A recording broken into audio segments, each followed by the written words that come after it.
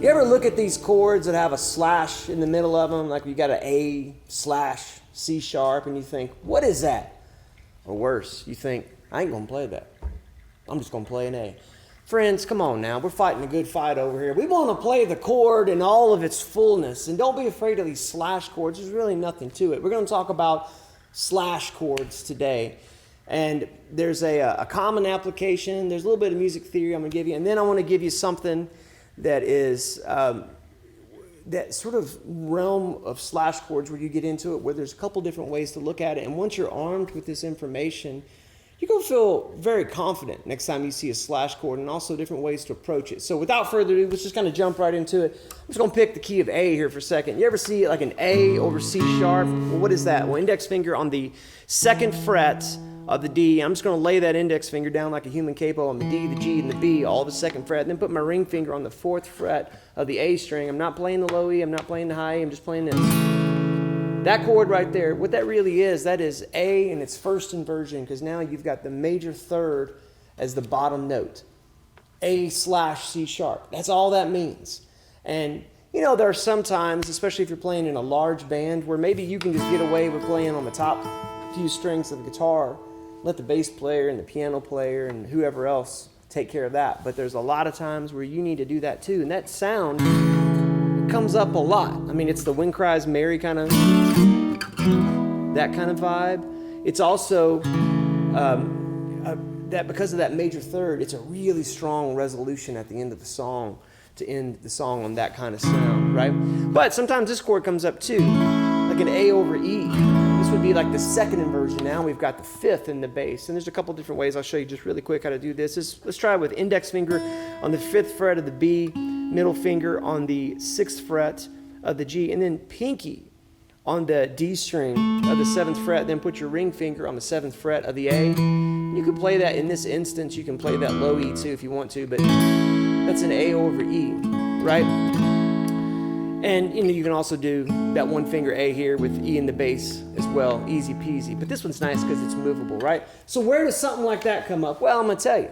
There's a lot of songs where you have the 1 chord and the 4 chord. If we're in the key of A, that would be the A and the D, where they're kind of going back and forth forever. When's that going to come up? A lot, just a whole lot. And when that comes up, one of the options you have at your disposal is to put a little movement in the bass, just to give it some lift and some life and kind of stretch out the longevity of that progression. Well, what do I mean? Well, let me show you. So let's take like an A over C sharp, like we just did just a second ago. Then have that go to a D. So immediately you got this in the bass, right? And so you already know the A over C sharp. And the D chord, if you don't know this, here it comes. Index finger on the 2nd fret of the G. Ring finger is going to be on the 3rd fret of the B. Middle finger is going to be on the 2nd fret of the high E. I'm playing from the D string down. And the reason I'm not playing that A, even though it's technically in the chord, is I want to hear this bass line moving. Now you might notice, and I didn't even think about it until I just did it, sometimes I'll play that C sharp instead of with my ring finger, with my pinky. Just as I've gotten older and been playing, my pinky just likes to show up to the party unannounced. And he's fun, so we let him in. All right.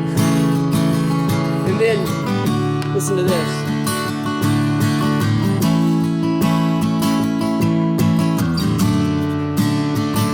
So going to that A over E, like I just showed you a second ago, and then maybe going to that D over F sharp, right? What's that look like? Well, it's just going to be your index finger on the 2nd fret of the low E. I have my middle finger on the 2nd fret of a G.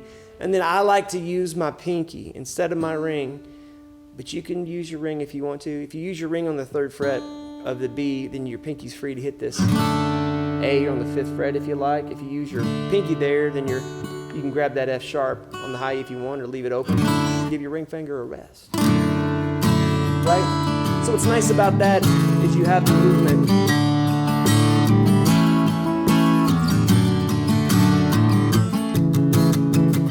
Be awesome for a build.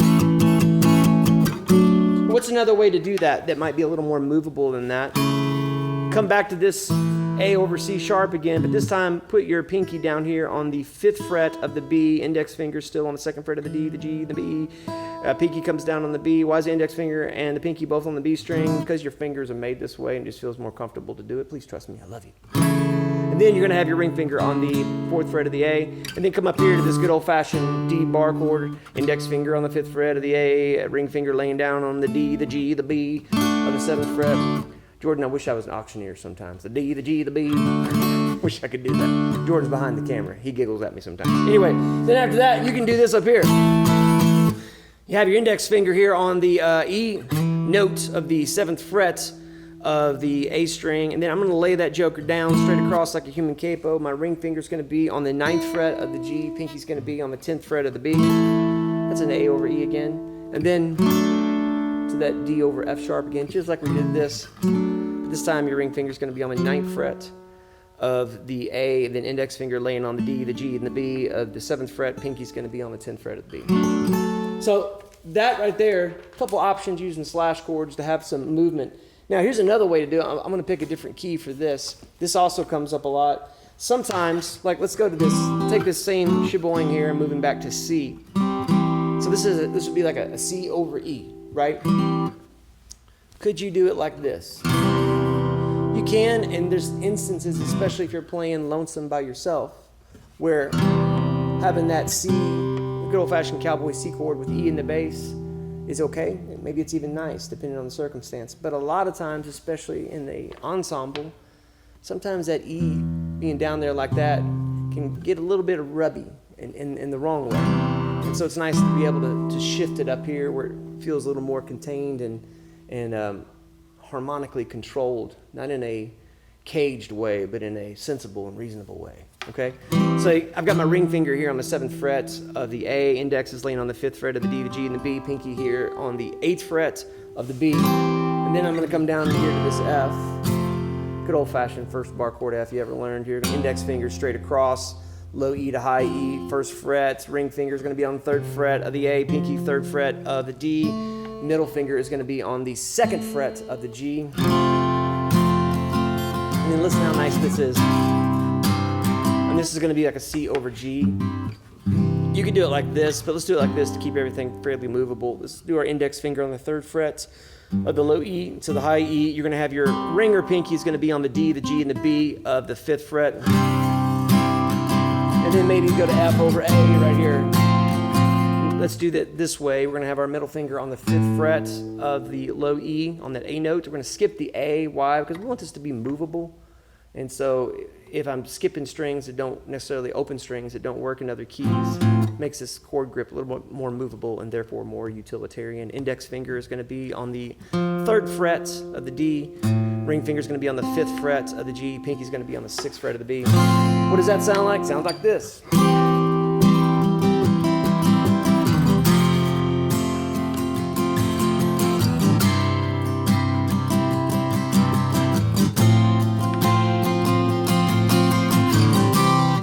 Those chords there in that ascending bass line, that's a great example of how using these slash chords can give some momentum to a very simple 1-4, just 2 chords, back and forth chord progression. And because you have this bass line that's moving underneath, it feels like it's gaining momentum, it's gaining energy. But also, there's a lot of instances where you'll run into some slash chords where you're traveling either forward or descending in a way where the chords are going by so fast, you might look at a chord and go, D over C sharp. Yeah, when does that come up? Well, let me show you. So like in the progression, something like this, where I'm playing like a D. And so let's say I'm just going to do this simple 2-finger D here. I've got my index finger on the 2nd fret of the G. Ring finger is going to be on the 3rd fret of the B. And if you happen to hit that high E ringing, that's okay, but I'm not aiming for it. And then I might just take my pinky here and put this on the 4th fret of the A, so you got this D. Now if I just played this and just hung on it, you might go, something's not right. And you'd be right, because I've got the 1 chord with its 7, the natural 7, in the bass, and so there's this kind of rub of that D and that C sharp, but as we're moving through this chord progression, it feels okay because it's just for a moment, right? So D down to this A over, or D over C sharp. You could also do A over C sharp, and that would be more correct, more savory. But sometimes having that little tension just for a moment kind of raises the eyebrows and draws the listener in, right? So that's just a D chord with pinky here on the 4th fret of the A, and then I'm going to go to a B minor, index finger on the 2nd fret of the A, ring finger on the 4th fret of the D, pinky on the 4th fret of the G, middle on the 3rd fret of the B, and then just take your index finger off, B minor over A. Everything's the same, no index finger down, just got this little triad here with this open A string, and then I'm going to come over here to a G. Now because of where I was at, middle finger's just going to jump over here to the 3rd fret of the low E. I'm not going to play the A string, and I'm going to play these open G strings. And then for this next one, here's another example of the 1 over its 7, this G over F sharp, G slash F sharp. You know, if you were to just play this by itself for a long period of time, it would not sound good, but just in a quick moment, it sounds like something maybe Bach or Merle Haggard would do if they're just moving this progression down, right? And what's this going to be? Well, it's going to be index finger on the 2nd fret of the low E. I'll put my pinky here on the 3rd fret of the B with the open D and the open G ringing, just to kind of add some kind of little Bachish there, but also just that little counter melody adds interest, right? And then I'm going to go to E minor. You know E minor, that's going to be middle finger on the 2nd fret of the A, and then ring finger on the 2nd fret of the D, and then everything else is open. And then an A7. And that's going to be, let's do our middle finger here on the 2nd fret of the G, open, 2nd fret of the D with an open G next to it, and then ring finger's going to be on the 2nd fret of the B. There's I think Emily Ann Roberts, she has a song called Easy Does It, and I heard that the other day. My wife and I love that. Has that kind of progression in it. Right? And that comes up a lot. There's a lot of songs that had a similar idea or something like that. But slash chords can also start to get a little precarious. They're not just for moving the major scale up and down with the chord progression that's derived from that same major scale. They actually sometimes can have more than one way to think about it in terms of naming it. I'll give you an example. A progression similar to Led Zeppelin, Babe, I'm Gonna Leave You, where you have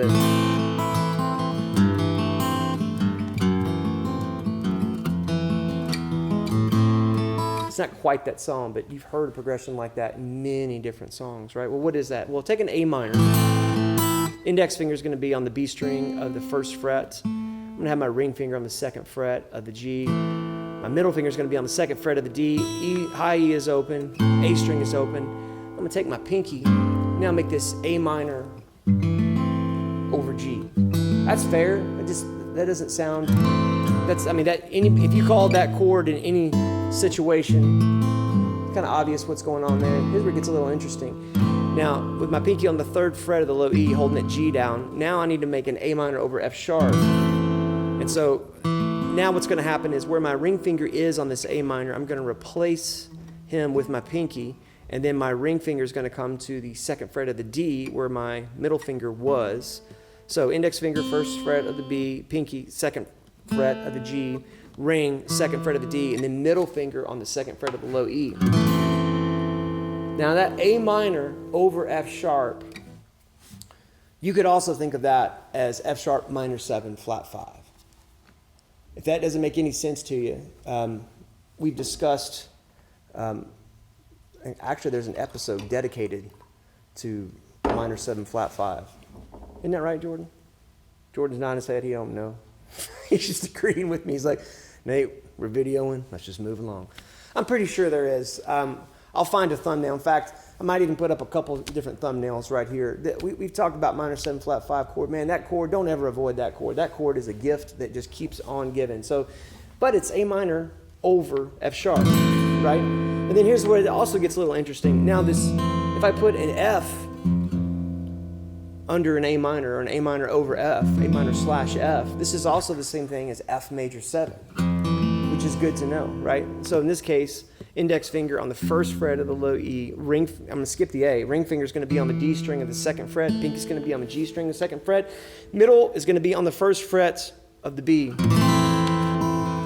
And if you want to set this up for resolution, maybe go to this 2-finger E here, index finger on the 1st fret of a G, middle on the 2nd fret of the D. Don't need the A, let's play the rest of them. And then, right? So that's a good example of some slash chords where the more notes that you add, even if it's an A minor over F sharp or A minor over an F natural, there's a couple different ways to look at that. And that ought to be freeing to you. Why? Well, if you can remember that, if you can commit that to memory, then the next time you see, a minor 7 flat 5 chord, you'll know, well, shoot, that's just a minor chord over a different note. And I bet you your hands would have some licks and some ideas, maybe some pentatonic scales that it could noodle with pretty quick if you were thinking about that minor 7 flat 5 chord as just another minor chord. For example, F sharp minor 7 flat 5, it's just A minor over F sharp. And if I play A minor pentatonic stuff over F sharp minor 7 flat 5, it's going to sound awesome. I know that was a lot of theory. Let's take a quick drink of coffee.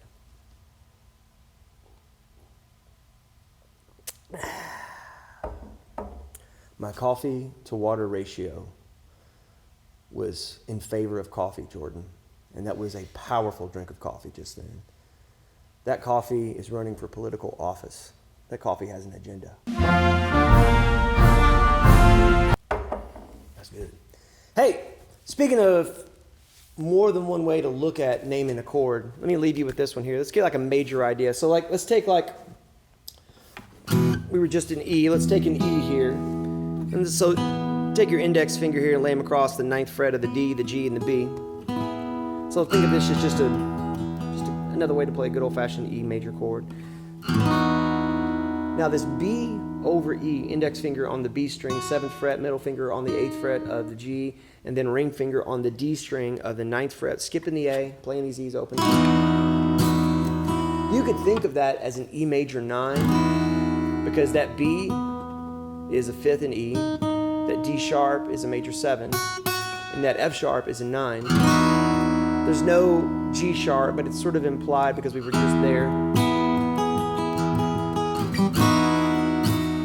Now if I slid down here to this A over E, which whenever I hear like a 1 over its 5, it's always very gospel-y to me, except in this kind of situation where it just feels like we're just stretching out this E major chord with these different colorations and suspension. So this A would just be index finger on the B string of the 5th fret. Middle is going to be on the 6th fret of the G, and then your ring finger is going to be on the 7th fret of the D. I'm not playing the A string.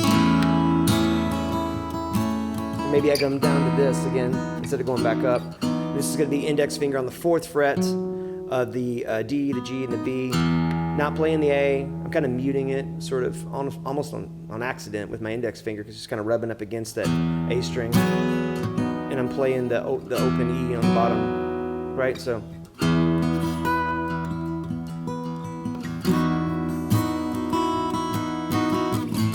here's another example of slash chords where all of them playing together end up kind of making something that is really in its total it's just a big E major idea, but each one of those chords, E, B over E, A over E, and then back to E. And by the way, that last E I played there is going to be a ring finger on the 4th fret of the D, index is going to be on the 2nd fret, or excuse me, ring finger on the 6th fret of the D, index is on the 4th fret of the G, and then middle is going to be on the 5th fret of the B. All those chords together, you could call that, E to E major 9, to an E6 sus4 maybe even like an 11 chord kind of idea right there. It's up for debate a little bit, and then back to an E or that B over E, right? There's several different ways to look at it, and my hope with this episode is, we need to be working hard together to, make chords popular again, right? I got a great Tom Bukovac shirt where it's got him, he's holding a 335, and it says, "Remember when songs had chords?" I do, right? And a lot of times I feel like there's this propensity out there, especially if you just, you just started playing guitar and you're on the internet and you're looking at a song you want to learn how to play, and you might see a chord voicing there and you go, "Whew, what's a dumbed down version of that I can play that's easier for me?" And that's okay if you're just getting started, but also don't be afraid of these chords, especially slash chords. It's literally just your familiar chord with another note in the bass. Sometimes it can change the whole name of the chord, like I just showed you with that A minor over F sharp is also F sharp minor 7 flat 5, or A minor over F is also F major 7, right? But most of the time, it's a basic idea that it's just creating some movement in the song. What questions do you have about slash chords? Hey, what insights do you have too? I love it when y'all comment. Sometimes, I hope you don't feel like you're calling me out if you say, well, actually, Nate, this is that. That actually, look, I'm here to learn. I don't pretend to know everything about anything, especially guitar, right? I'm just living life the best I can with guitar in hand, and I hope that's what you're doing too. So every Saturday morning, we're here, drinking coffee, talking about chords. I look forward to this, and I hope you do too. Hit the subscribe button, share these videos, and we'll see you next week for another Chords and Coffee.